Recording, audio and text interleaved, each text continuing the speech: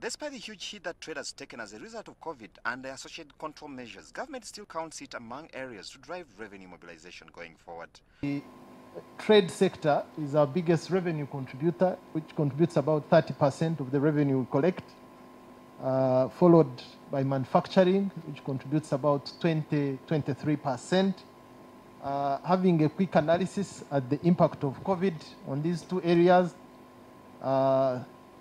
definitely there was a decline last year for the manufacturing sector from about 24% to about 23% this current financial year up to April. And then for the trade sector, from about 30%, 30.7 to about 30.5.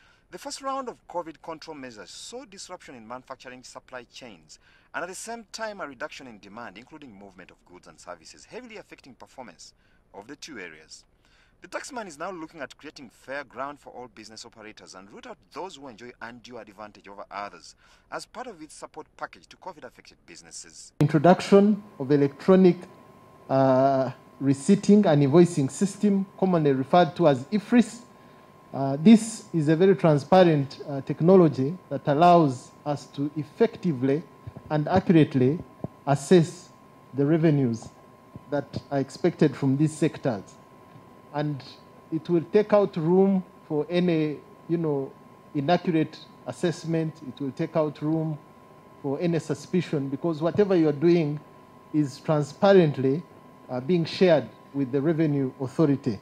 Now, if this is implemented across board, it will help these sectors to trade on fair ground. Government is also looking at addressing the financing challenges, especially long-term financing, that many businesses are contending with today and is projected to worsen by the time the economy emerges out of the current lockdown. We have practically provided almost 1 trillion Uganda shillings to Uganda Development Bank to ensure that they are able to have sufficient capital, but also lend at rates which are reasonable for particularly manufacturers. So we'll continue with that strategy of providing additional resources. Even as pundits are still assessing how much the second COVID wave will have on the two areas, some are pointing government to focus on areas where it enjoys better business advantage over others as one of the most viable ways out of the current tough spot. The two opportunities mentioned are trade with Africa or African markets, that is catalyzing the Africa Continental Free Trade Area, and then the second opportunity is the oil and gas sector, which is a growth sector.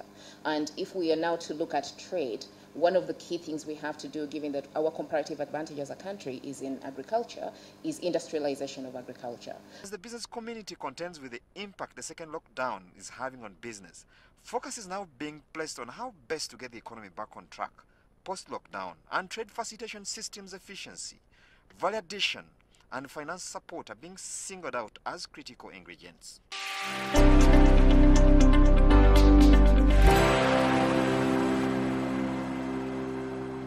That concludes the first segment of the Money and Markets show. Don't go away. Money and Markets continues after this break.